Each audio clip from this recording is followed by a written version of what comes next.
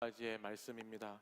저와 한 절씩 본문을 교독해서 읽도록 하겠습니다. 제가 먼저 12절 읽겠습니다. 이스라엘아, 내 하나님 여호와께서 내게 요구하시는 것이 무엇이냐? 곧 내 하나님 여호와를 경외하여 그의 모든 도를 행하고 그를 사랑하며 마음을 다하고 뜻을 다하여 내 하나님 여호와를 섬기고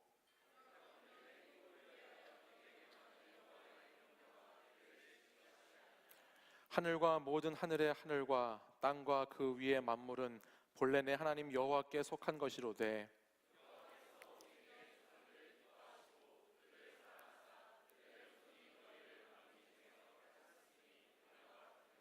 그러므로 너희는 마음의 할례를 행하고 다시는 목을 곧게 하지 말라.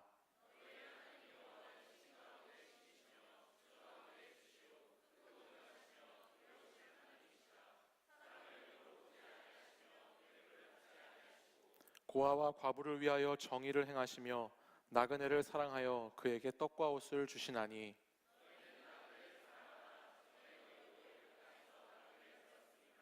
내 하나님 여호와를 경외하여 그를 섬기며 그에게 의지하고 그의 이름으로 맹세하라.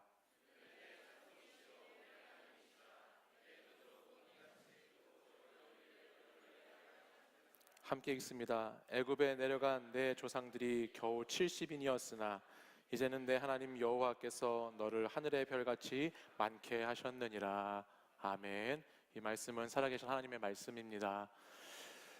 작년 여름에 예술의 전당 콘서트 홀에서 서울시립교향악단의 공연이 있었습니다.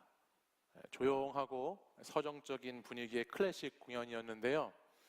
공연 도중에 한 가지 소동이 일어나서 공연이 끝난 후에 인터넷과 블로그를 뜨겁게 달구었던 일이 있었어요. 그게 어떤 사건이었냐면 한 자폐 아동이 공연 중에 비명을 지르고 소란을 피워서 아주 분위기 있고 그윽한 분위기의 공연장을 완전히 망가뜨려 놨습니다.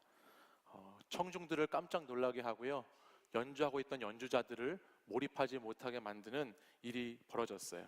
아이의 보호자가 급하게 아이의 입을 틀어막고 안내하는 사람들의 안내를 받아서 객석에서 퇴장을 했다고 합니다. 이 일 후에 소셜미디어를 통해서 자폐 증상이 있는 아이를 공연장에 데리고 온 부모에 대한 비난이 이어졌습니다. 비싼 돈을 내고 좀 바쁜 시간을 쪼개서 쉼을 갖고 여유를 갖고자 공연을 보러 왔는데 그 공연 분위기를 그 아이 때문에 망치고 완전히 깨어져 버렸다는 이야기들의 글들이 많이 올라왔어요. 또 한편에서는 이에 반해서 소수의 의견이었지만 지적 장애인들도 문화 생활을 향유할 권리가 있다라는 글도 있었습니다. 그런데 중요한 것은 이런 갑론을박의 논쟁적인 이야기가 아니라 이 일 후에 있었던 서울시립교향악단의 대처였습니다. 서울시향, 서울시립교향악단을 줄여서 말하는데 이 서울시향은 이 공연에서 소란을 피웠던 이 아이를 포함해서 자폐를 앓고 있는 아동들과 그들의 가족들을 위한 공연을 이 사건을 계기로 준비하기 시작합니다. 그리고 작년 11월 10일에 이들을 위한 특별한 음악회를 열었습니다. 그 음악회의 제목이 클래식 스페이스 함께라는 제목으로 200여 명의 발달 아동들을 초청해서 그 가족들과 함께 공연을 기획해서 공연을 열어준 거예요. 그리고 그 자폐 아동들의 가족들이 잘 앉아 있을 수 있도록 원탁 테이블들을 이렇게 공연장에 준비하고 또 그 발달 장애를 갖고 있는 아동들이 막 움직이거든요. 그러니까 그들이 잘 움직일 수 있도록 여유로운 공간도 만들어주는 그런 공연을 작년 겨울에 열었다는 것입니다. 심지어는 이 공연에서 한 장애 아동이 연주하는 동안에 갑자기 무대에 올라와서 지휘를 했다고 그래요. 그러자 지휘자가 자신이 가지고 있던 지휘봉을 그 아이에게 넘겨주고 그 아이가 지휘를 할 수 있도록 길을 열어줬다는 것입니다. 그리고 그 아이가 지휘하는 것에 맞춰서 이 서울시향 악단들이 연주를 그 아이의 지휘에 맞춰서 하는 장면도 있었다고 해요. 뿐만 아니라 이 공연이 끝날 때쯤에는 그 발달 장애를 갖고 있는 많은 아동들이 다 같이 무대 위로 올라와서 함께 춤을 추기도 했다는 것입니다. 저는 제가 직접 이 공연을 가서 보지는 못했지만 이 이야기를 듣고 이 모습을 상상하는 것만으로도 이 공연이야말로 정말 세상에서 가장 아름다운 공연 중에 하나가 아니었을까라는 생각을 해보게 되었습니다. 타인의 감동을 위해서 음악을 연주해주는 사람들이 있었고, 그들을 통해서 우리 가운데 소외되었고 그동안에 차별당했던 사람들이 같이 하나가 되는 시간을 가졌다라는 것이죠. 이런 멋진 모습을 보여준 서울시향의 공연에 한 번쯤 가보십시오. 저도 기회가 되면 이런 공동체, 이런 정신을 갖고 있는 사람들이 연주하는 음악을 꼭 한번 들어보고 싶습니다. 너무 따뜻한 이야기죠? 오늘 서로 자신의 만족을 채우는 것이 행복이라는 것으로 여기며 살아가는 시대 가운데 저와 여러분이 살고 있습니다. 내 만족을 채우는 것이 행복이다. 소위 행복을 이야기할 때 언제나 나 중심성이라는 것을 가지고 우리는 행복을 이야기합니다. 내가 만족해야 행복하고, 내가 기분이 좋아야 행복하고, 내가 가져야 행복하고, 다 나 중심성을 갖고 행복이라는 것을 이야기하죠. 그것은 우리 안에 늘 나를 채우고자 하는 이기적인 욕심들이 들어있기 때문에 그런 거예요. 우리 마음속에 항상 이런 게 들어있습니다. 나 중심적인 이런 행복의 관념은 우리가 어떤 것들을 요구하면서 살아가는지를 점검해 보면 그곳에 많이 나타나게 됩니다. 여러분은 오늘 이 자리에 앉으시기 전에 어떤 다른 상대방에게 어떤 요구를 하셨는지를 한번 곰곰이 생각해 보십시오. 어떤 종류의 요구를 서로 하면서 살아가는지, 여러분들이 여러분의 부모님에게는 어떤 요구를 하고 있는지, 여러분의 형제들에게는 어떤 요구를 하며 사는지, 여러분의 동료들에게, 친구들에게 여러분들이 하는 요구의 제목들은 어떤 것인지 한번 생각해 볼 필요가 있다는 거예요. 대부분의 것들이 아마 여러분들 생각해 보시면 여러분의 만족과 행복을 위한 요구가 거의 대부분일 것입니다. 타인의, 상대방의 만족과 행복을 위한 요구의 것들은 아마 거의 찾아보기 힘들다라는 생각이 듭니다. 말로는 다른 사람을 위해서, 또 말로는 공동체를 위해서 한다고 하지만 정말 내가 희생하고, 내가 손해보고, 내가 남들보다 더 낮아져서 그 욕구들을 만족시키고 있는 것이 얼마나 있는가 생각하면 우리는 별로 없다는 것을 깨닫게 될 때가 많이 있습니다. 여러분, 하나님께 드리는 기도도 한번 생각해 보세요. 여러분이 하나님께 드리는 기도, 우리 신앙생활을 하는 사람들은 자신의 요구, 삶의 소망과 필요한 것들을 하나님께 구하는 기도를 통해서 하나님께 아뢰게 되는데, 그 기도의 제목들을 여러분 한번 곰곰이 생각해 보십시오.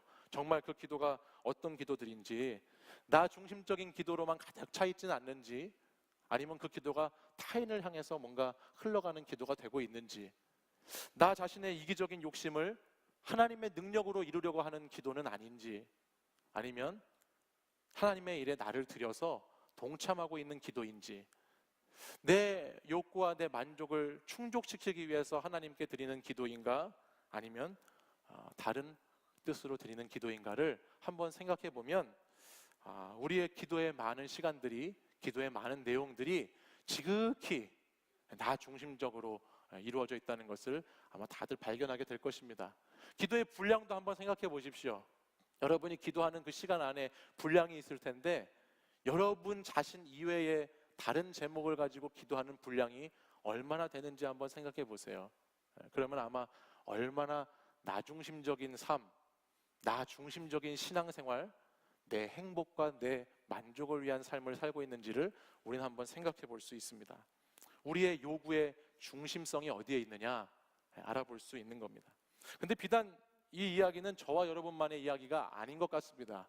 신명기 말씀을 쭉 묵상하다 보면 하나님께서도 계속해서 이스라엘 백성들에게 무엇인가를 계속해서 요구하고 계시다는 것을 우리는 발견하게 됩니다. 너희는 이렇게 해야 된다. 너희는 이것을 이렇게 지켜야 되고 저것을 이렇게 따라야 된다. 너희는 꼭 이것을 기억해야 된다. 너희는 꼭 무엇을 해야 된다라는 말들이 자주 등장하는 것을 볼 수 있어요. 많은 부분에서 하나님의 요구가 드러납니다. 죄송하지만 이것을 보면 어떨 때는 참 하나님도 하나님 중심성을 가지고 있구나 라는 생각을 해보게 될 때가 있다는 거예요. 늘 하나님 편에서 우리에게 무엇인가를 요구하시는 것만 같죠. 특별히 오늘 본문은요, 아주 직설적이고 노골적으로 나는 너희들에게 이것을 요구한다 라고 하나님이 직접 그 요구 조건을 말씀하고 계십니다. 다 함께 우리 오늘 본문에 있는 시편 신명기 10장 12절 말씀을 같이 한번 읽어볼까요? 12절 함께 읽어보겠습니다. 시작. 이스라엘아, 내 하나님 여호와께서 내게 요구하시는 것이 무엇이냐? 곧 내 하나님 여호와를 경외하여 그의 모든 도를 행하고 그를 사랑하며 마음을 다하고 뜻을 다하여 내 하나님 여호와를 섬기고. 아멘. 하나님의 요구가 딱 나옵니다. 이것을 간단하게 한 문장으로 줄이면 저와 여러분이 2주 전에 말씀을 나누었던 쉐마의 말씀입니다. 무슨 말씀이죠? 여호와를 사랑하라는 말씀이죠. 하나님이 요구하고 있습니다. 여호와를 사랑하라. 하나님을 사랑하라는 요구예요. 끊임없이 반복적으로 계속해서 하나님은 신명기 말씀을 통해서 너희는 나를 사랑하라라고 말씀합니다. 하나님이 애정결핍이 있어서 계속해서 사랑을 요구하시는 것인가? 아니면 하나님이 정말 이기적인 하나님이셔서 계속 우리의 사랑만을 받기 원하시는 하나님이신가 생각해 보게 된다는 것입니다. 우린 여기서 이 신명기에 나오는 이 하나님의 요구와 하나님의 사랑이라고 하는 이 두 가지의 관계에 대해서 한번 깊이 생각해 볼 필요가 있습니다. 하나님은 도대체 왜 계속 끊임없이 하나님을 사랑하라는 요구를 하시는 것일까? 왜 끊임없이 이 요구를 하나님의 말씀을 지키는 것을 통해서 우리에게 요구하시는 것인가? 여러분, 하나님께서 계속해서 신명기 말씀을 여러분이 이제 쭉 묵상하고 있을 텐데, 묵상하다 보면요, 나의 율법, 규례, 명령, 계명 뭐 이런 것들을 다 계속해서 지키라고 말합니다. 지켜라, 따라라, 계속해서 끊임없이 반복해서 얘기하고 있어요. 하나님의 사랑의 메시지로 이것들을 계속해서 요구합니다. 여기서 우리는 사랑에 있어서 중요한 원리를 하나 알게 돼요. 그것이 뭐냐면, 하나님이 우리에게 요구하시는 사랑은 감정적인 사랑만이 아니라 의무를 지키는 사랑이다라는 것을 알게 돼요. 하나님이 우리에게, 하나님의 백성들에게 요구하시는 사랑이 의무가 포함된 사랑이다라는 것입니다. 여러분, 사랑 해보셨어요? 왜 다들 표정이 그러세요? 사랑을 해보시면, 사랑을 한다라고 할 때에 내가 어떤 상대방을 사랑합니다. 근데 사랑하면서 나는 당신을 정말 사랑해. 근데 나는 이 사람도 사랑하고 저 사람도 사랑해. 그리고 당신도 사랑해 라고 한다면 이 사람은 이상한 사람이죠. 제정신이 아닌 거예요. 그 사랑이 진실된 사랑이 아닌 겁니다. 하나님은 이스라엘 백성들에게도 마찬가지예요. 이스라엘 백성들에게 참 많이 이런 배신을 당했어요. 이스라엘 백성들이 하나님을 아예 사랑하지 않은 것이 문제가 아니라 이스라엘 백성들은 끊임없이, 우리가 신명기 말씀까지 오는 동안에 여러분 창세기, 출애굽기, 레위기, 민수기를 거쳐서 쭉 이스라엘 역사를 살펴보면 끊임없이 이들은 하나님을 사랑한다고 했지만 하나님과 다른 것을 함께 사랑했습니다. 하나님과 물질을 같이 사랑했고, 하나님과 사람을 같이 사랑했고, 하나님과 내 욕심을 같이 사랑하는 그런 많은 사랑의 잘못된, 진실되지 않은 모습을 보여줬다는 거예요. 그래서 이것을 너무나 잘 아시는 우리 하나님은 끊임없이 이스라엘 백성들에게 이 사랑을 확인하는 것이죠. 이것들을 제발 지키면서 나를 사랑해라. 그 사랑에는 감정적인 순간적인 사랑만 있는 것이 아니라 너희들이 정말 사랑하는 그 의무를 다하는 사랑이 꼭 그 사랑 가운데 필요하다라는 말씀을 요구하고 계시다라는 거예요. 다음으로 사랑은요, 이 의무만 필요한 것이 아니라 사랑을 위해서는 의지도 필요합니다. 사랑에는 감정뿐만이 아니라 의미가 필요하고 의무뿐만 아니라 의지적인 사랑도 필요하다는 거예요. 제가 한번 질문을 해볼게요. 여러분, 결혼을 해서 상대를 사랑하는 걸까요? 상대를 사랑해서 결혼하는 걸까요? 어려우세요? 네, 다시 물어볼게요. 사랑해서 결혼하는 겁니까? 결혼해서 사랑하는 겁니까?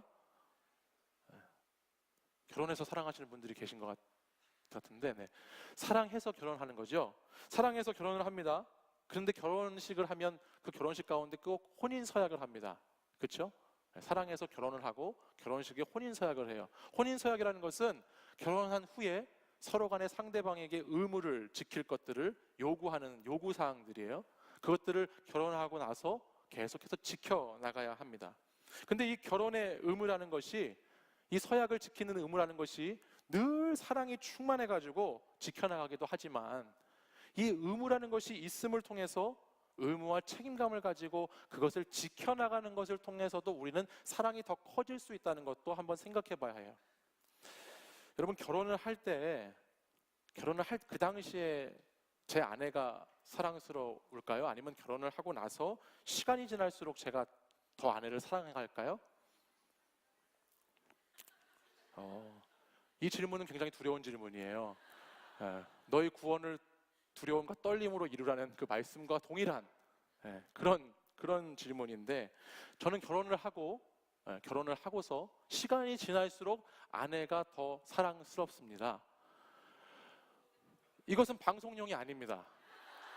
이것은 생존용이에요. 제가 살기 위한 몸부림.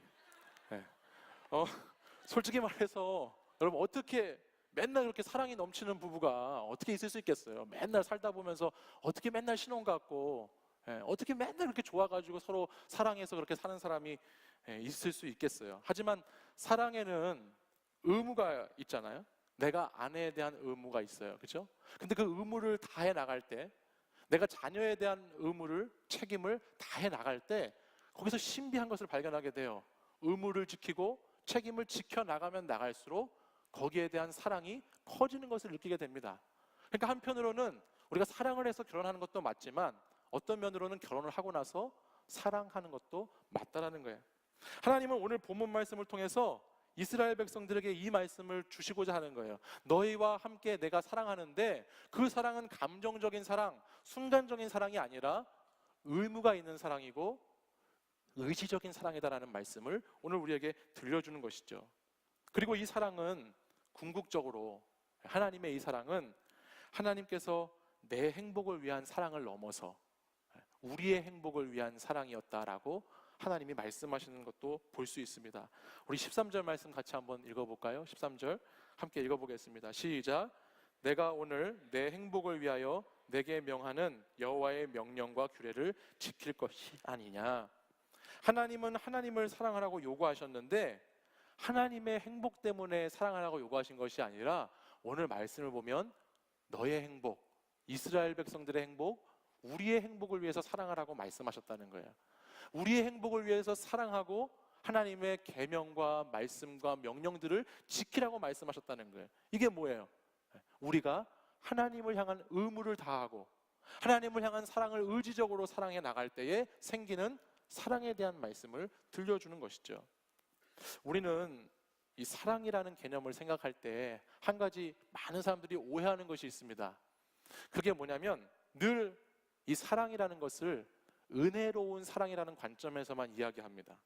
하나님은 다 괜찮다고 한다고, 하나님은 다 받아줄 거라고, 하나님은 모든 걸 다 오케이 한다라고, 그렇게 하나님의 사랑을 한쪽만을 생각하면서 생각할 때가 많이 있어요. 물론 하나님의 사랑이 크신 사랑도 맞고 넓은 사랑도 맞죠. 근데 이렇게 하나님의 사랑을 한쪽으로만, 은혜라는 것으로만 생각하게 되면 하나님의 그 사랑이 나에게 주관적인 것으로 여겨지는 것만을 행복하게 느낍니다. 나에게 좋게 여겨지는 사랑만 행복하게 느낀다는 거예요. 근데 하나님의 사랑은요, 공의의 사랑도 있습니다.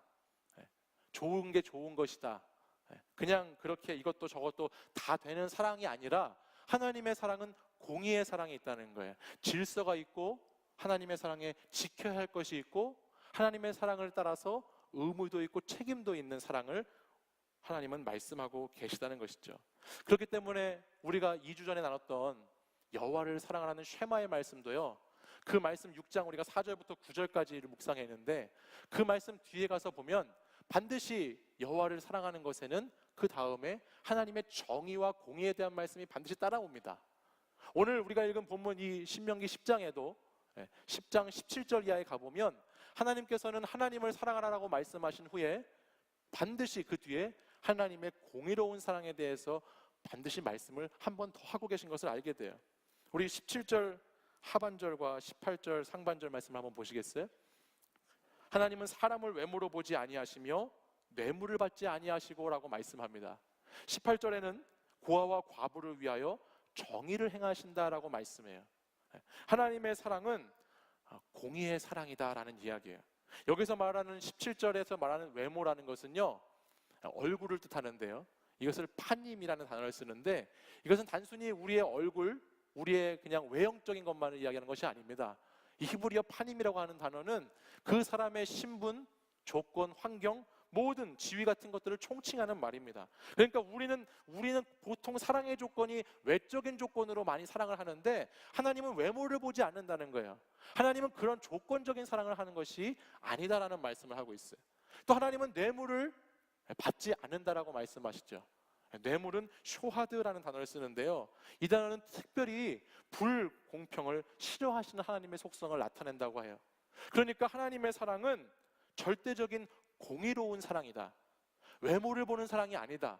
차별하는 사랑이 아니다. 하나님의 사랑은 공평하게 주어지는 사랑이다라는 것을 끊임없이 하나님은 하나님의 사랑 그 이야기 속에 같이 담고 계신다라는 거예요. 우리는 하나님의 사랑이라고 하면요, 보통 이렇게 생각해요. 늘 남이 아닌 나를 향한 편파적인 사랑을 원해요.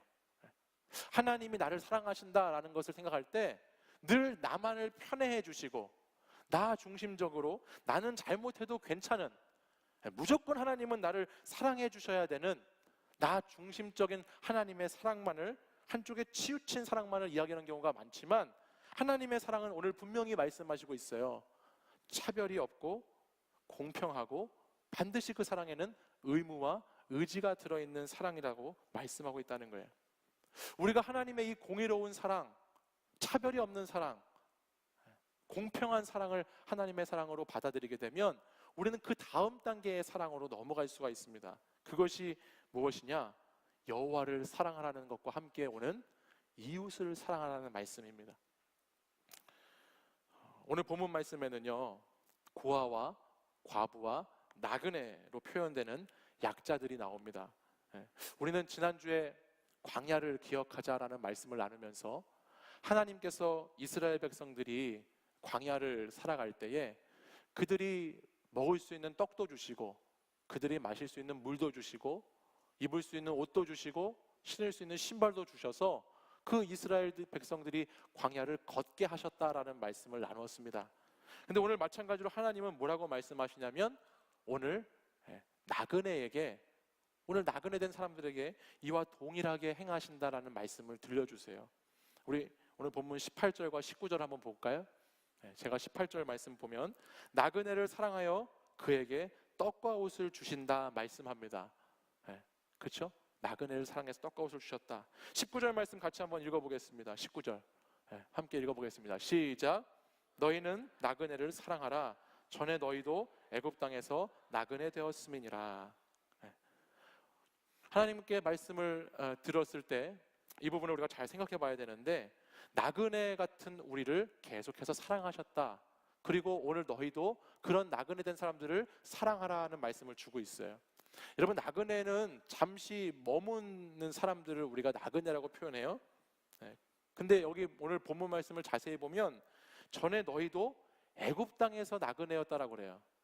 여러분, 잠시 머무는 것을 나그네라고 하는데, 여러분, 이스라엘 백성들이 애굽 땅에서 얼마나 많은 시간을 종으로 보낸 줄 아세요?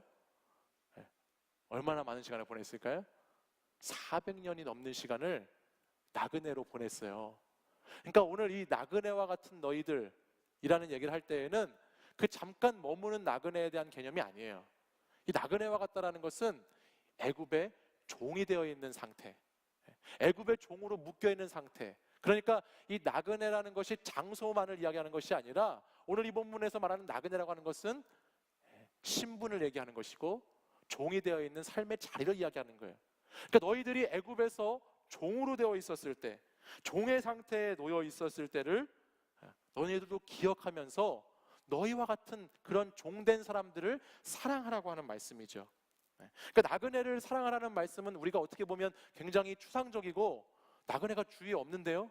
나그네가 어디 있지? 라고 생각할 수 있지만 우리에게 멀리 떨어져 있는 말씀이 아니라는 거예요. 왜냐하면 이 나그네는 오늘 이 세상을 살아가면서 세상의 종이 되어가는 사람들, 세상의 종 노릇하는 사람들, 자신의 건강과 물질과 성공과 자기만의 행복에 대한 그 욕구의 종이 되어서 그 종의 멍에를 메고 무거운 짐을 지고 살아가는 우리 주변에 있는 그 어떤 사람들도 다 나그네와 같은 사람들이다, 하나님이 말씀하고 계신 것이죠. 그러므로 나그네를 사랑하라고 하는 말씀은 우리가 이웃 사랑이라는 것을 실천하고자 할 때 굉장히 우리에게 시사해주는 의미가 큰 말씀입니다. 누가 우리의 이웃인가? 누가 우리의 사랑을 받을 대상인가? 그들은 바로 우리 주변에 예전에 나와 같이 이스라엘 백성같이 종의 모습으로 살았던 사람. 여러분 주위에 오늘도 종의 무거운 멍에를 메고 살아가는 청년들이 있잖아요. 오늘도 여러분 가정에 무거운 짐을 지고 살아가는 사람들이 있죠. 가정의 부모와 형제의 관계 때문에 짐을 지고 살아가는 사람들. 오늘도 이 세상을 살아가면서 자신의 진로와 자신의 앞날 때문에 늘 그렇게 무거운 짐에 눌려 살아가는 사람들. 마음의 상처와 마음의 아픔을 치유하지 못하고 회복하지 못해서 늘 마음에 그 무거운 짐을 지고 살아가는 그런 종노릇같이 살아가는 사람들이 우리 주변에 많이 있지 않습니까? 오늘 하나님의 말씀은 그 사람들을 사랑해줘라. 내가 너희를 사랑한 것처럼 너도 그 애굽 땅에서 종이 되어 있던 사람들이었던 것처럼 너희가 이제 그런 나그네들을 사랑해줘라 라고 하나님이 우리에게 말씀하고 있습니다. 여러분, 우리가 하나님을 사랑한다는 것, 그것을 어떻게 확인할 수 있을까요? 여러분이 하나님을 사랑하는 사람이라는 것을 어떻게 확인할 수 있습니까?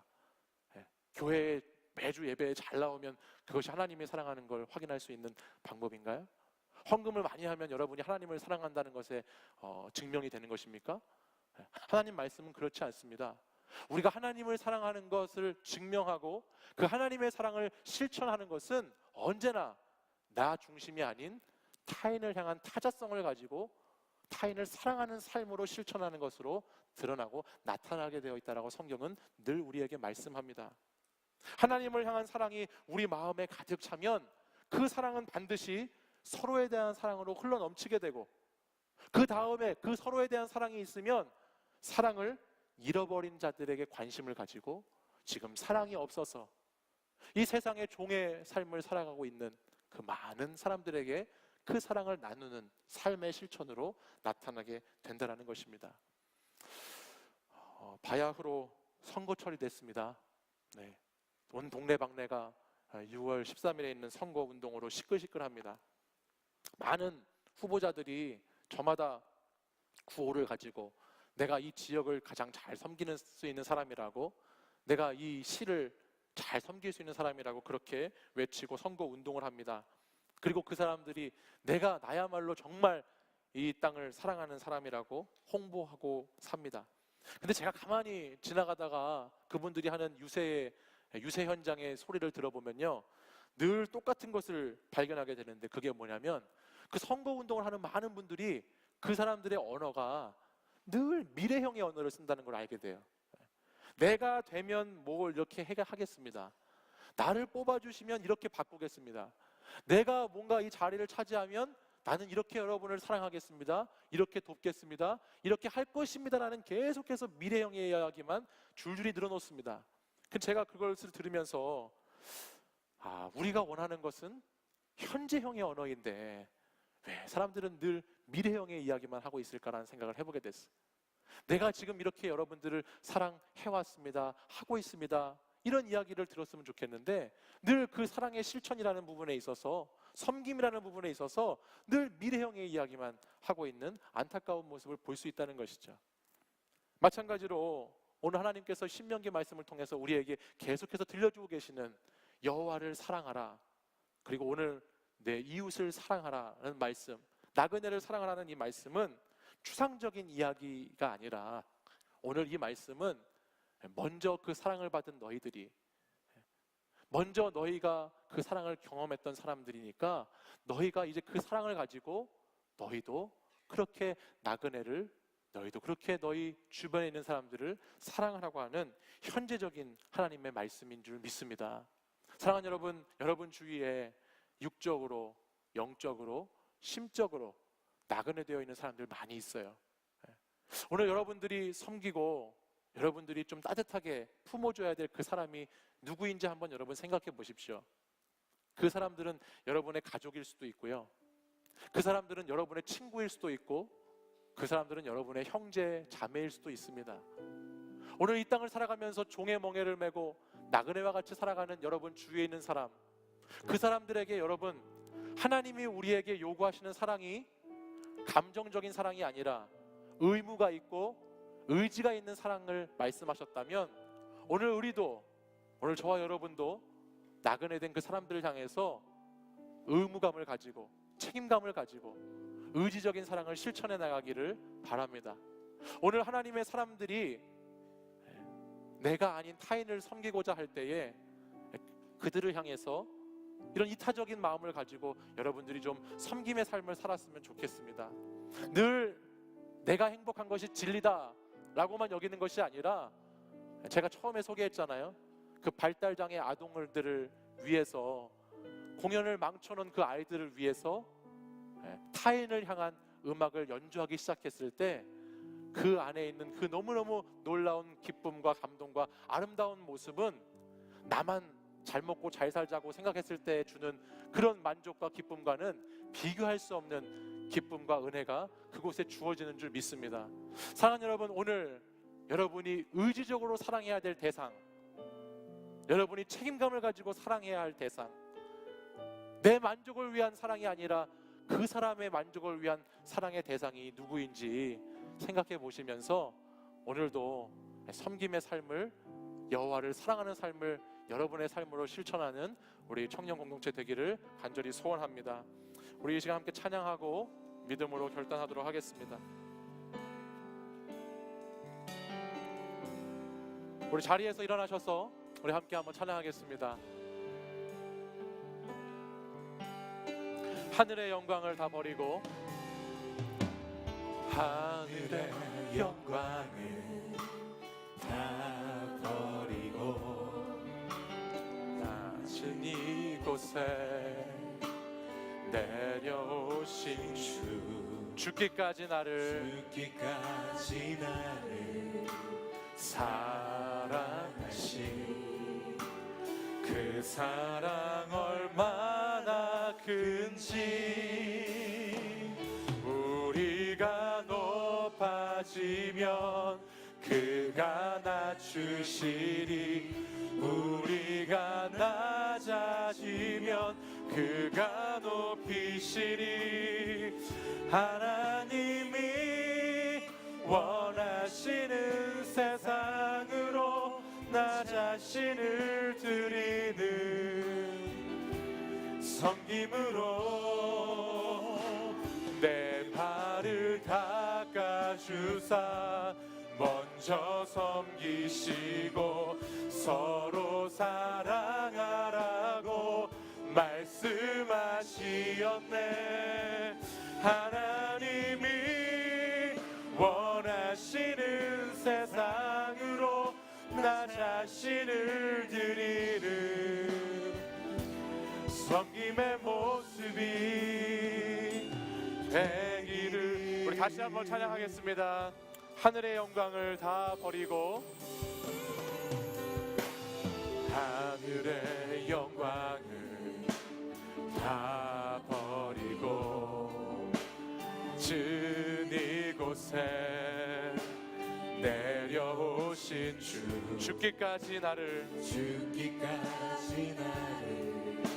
사랑하신 그 사랑 얼마나 큰지, 우리가 높아지면 그가 낮추시, 우리가 낮아지면 그가 높이시리.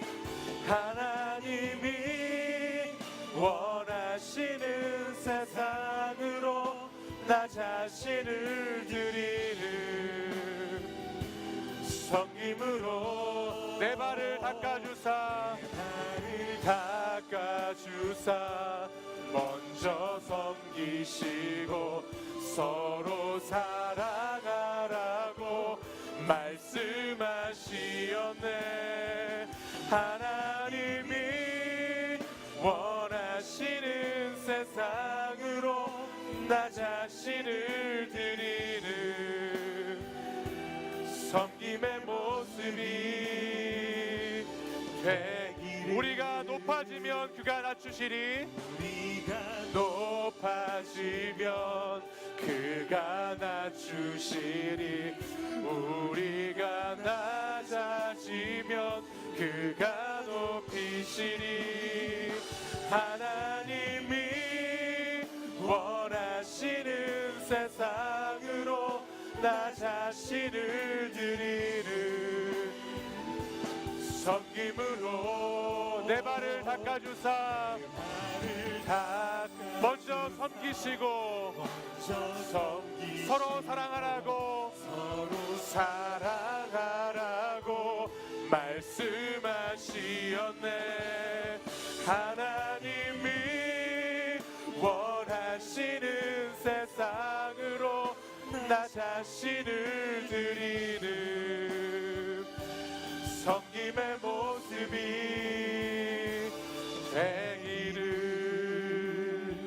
우리 이 시간 함께 한번 기도하겠습니다. 사랑하는 여러분, 그동안 여러분이 살면서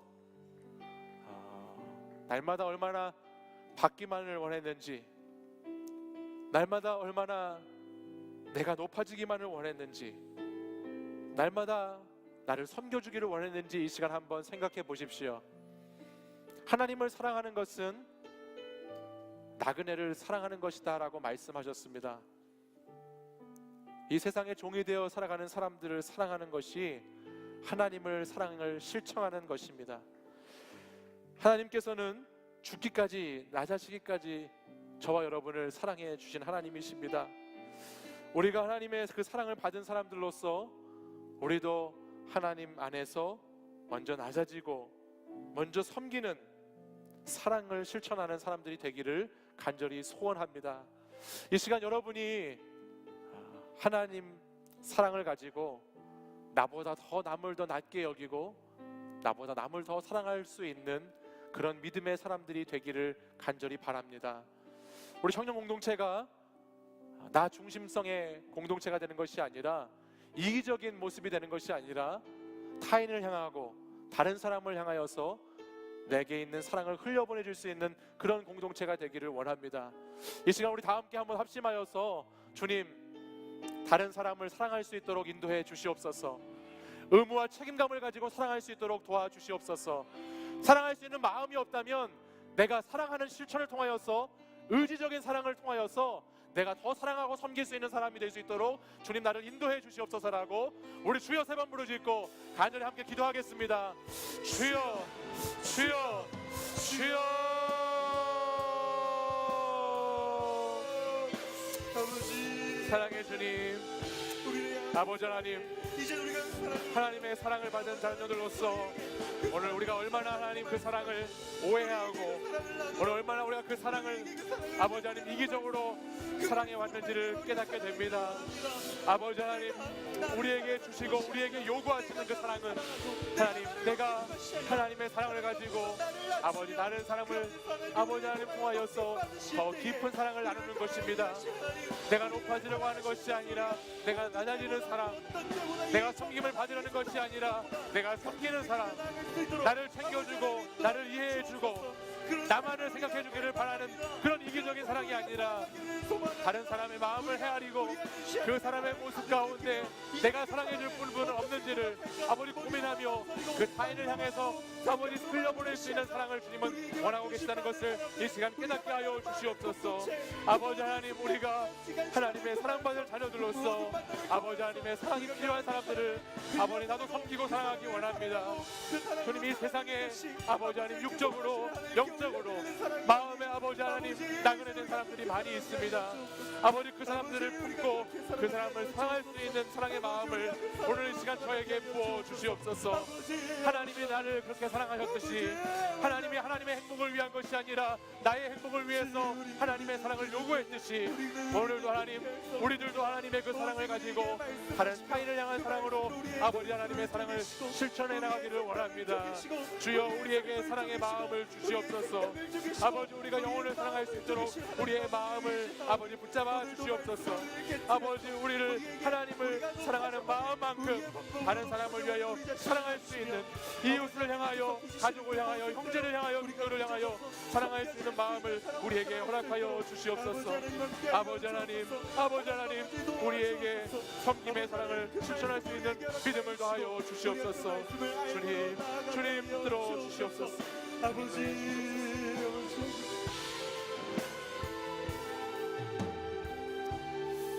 사랑하는 여러분, 나를 끔찍이 사랑하시는 우리 하나님은 내 옆에 있는 사람도 그렇게 사랑하시는 하나님이십니다. 우리 하나님은 나만을 위한 하나님이 아니라 나와 내 주변에 있는 사람들, 가족들, 형제들, 동료들, 친구들, 그들도 사랑해 주시는 하나님이십니다. 오늘 하나님의 사랑을 받은 저와 여러분들이 다른 사람을 존귀하게 여기는 사랑의 마음을 가지고 살아갔으면 좋겠습니다. 하나님의 사랑받는 자녀로서 나그네들을 여러분 사랑해 주십시오. 이 세상의 종이 되어서 영적으로, 육적으로, 마음으로 너무나 힘든 나그네된 삶을 살아가고 있는 사람들을 여러분 한번 돌아보시길 바랍니다.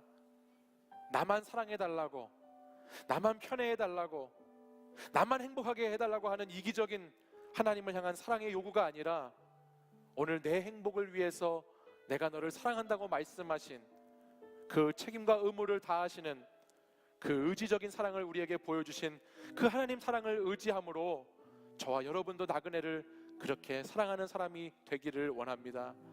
사랑하는 여러분, 오늘 이 시간 여러분 다시 한번 마음속에 결단하기 원합니다.